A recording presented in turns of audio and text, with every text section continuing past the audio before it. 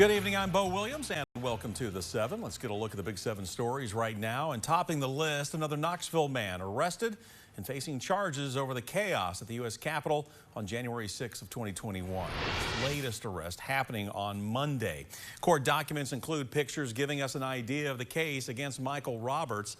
Federal prosecutors saying that the images show Roberts climbing on top of a crowd of rioters at the entrance to a tunnel that leads into the Capitol building, grappling with Capitol Police officers in the process. Also, the criminal complaint claims Roberts traveled with another rioter to and from D.C., with Roberts allegedly taking last-minute vacation time from his job. A co-worker listed as a witness reportedly telling investigators Robert made a comment that his actions on January 6th were a mistake. Roberts faces a felony charge of civil disorder, plus misdemeanor charges of entering a restricted building and disorderly conduct in a Capitol building. The Department of Justice website shows that 29 Tennesseans have now been charged in federal court with alleged crimes coming out of the January 6th clashes at the Capitol. Moving down our Big 7 list for you, a high school golf coach accused of statutory rape. We're learning about this from the Sevier County Sheriff's Office, saying the victim is now an adult, with the alleged sexual assault happening during their time as a student in 2017. Deputies arresting 38-year-old Jennifer Blanchard Tuesday in Seymour. Sevier County Schools says Blanchard resigned in June of 2021, pointing out that administrators received no reports or complaints against Blanchard during her time with the district. School leaders reportedly took the former student's complaints to deputies in June of this year after the student contacted them. Well, our next big story for you, Knoxville city leaders taking the next step in their plan to cut violent crime. It's a response that's been in the works due to a spike in murders and shootings recorded in 2020 and 2021. The city put together a violence reduction plan. Today, the city is rolling out one part, a group violence reduction strategy. Now, Knoxville Mayor India Kincannon today highlighting one specific murder as this strategy launches. We told you about the killing in late May, a shooting at the Cave nightclub, which claimed the life of security guard Adrian Roebuck. His mother telling us back then that Roebuck was a National Guardsman. Police said he was not the intended target. Now, helping with the rollout, the National Institute for Criminal Justice Reform meeting today with community groups like Turn Up Knox, an organization which aims to mediate when young people get into a conflict. The Justice Reform Group plans to offer best practices and analysis to help put resources where they're needed, hopefully before situations turn deadly. We will work with the city to help with data analysis, with intelligence gathering, with identifying the individuals, the groups, the neighborhoods that need most intervention. Intervention stops the bleeding, and then you can address the more systemic issues of poverty and lack of opportunity and so forth. So poverty is a big issue, and our whole community needs to be addressing that. This is about stopping the bleeding and saving lives. One focus we learned about today, reaching out to people around 28 years of age, a common age group for both suspects and victims. 35 people died due to violent crime in Knoxville in 2022. By next year, a reduction of 10% in crime is the goal that city leaders would like to reach.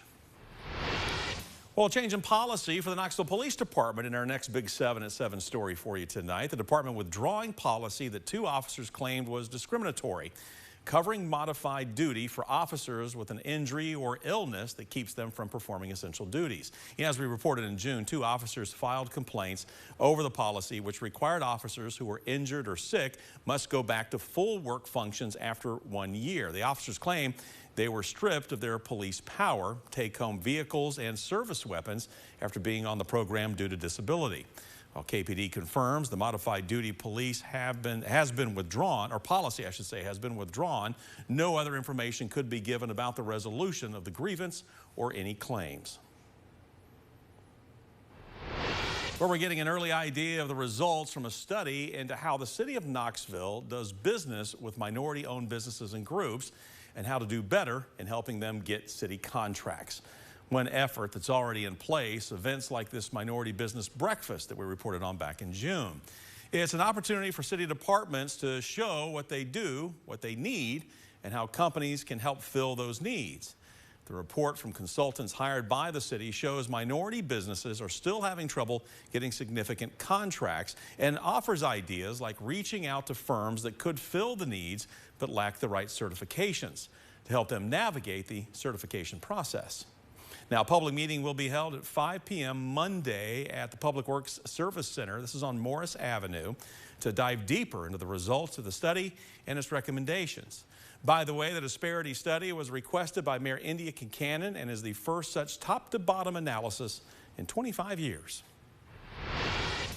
Next on our Big 7 list for you, Knox County leaders working tonight on an improved ambulance contract. You know, a week ago today, Knox County leaders decided to give American Medical Response, or AMR, another chance as the county's emergency medical service.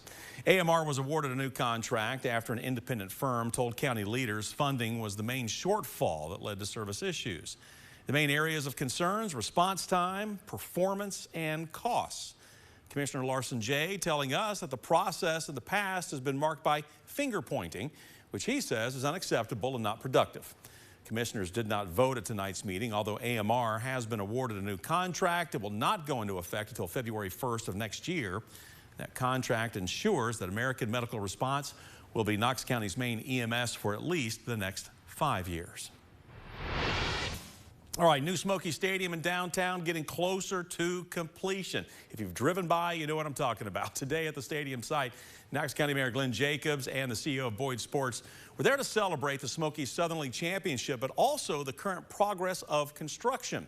You know, the Smokies had a good year, 39-30 this season, ultimately won the championship over the Pensacola Blue Wahoos in 2 games. This is the first league championship win for the Smokies since 2004 and the first outright win since 1978. The concrete work and steel work is on schedule, should be completed later this year, early next year, and then we'll begin working inside on the stadium itself. Stadium, by the way, set to open in April of 2025, just in time for opening day. Both Yardley Flats and the condominium complex on the opposite side of the stadium also set to open in April of that year. We will, of course, update you as construction continues. Good to see some video, though, of the old ballpark as well, or what will be the old ballpark, still their current home.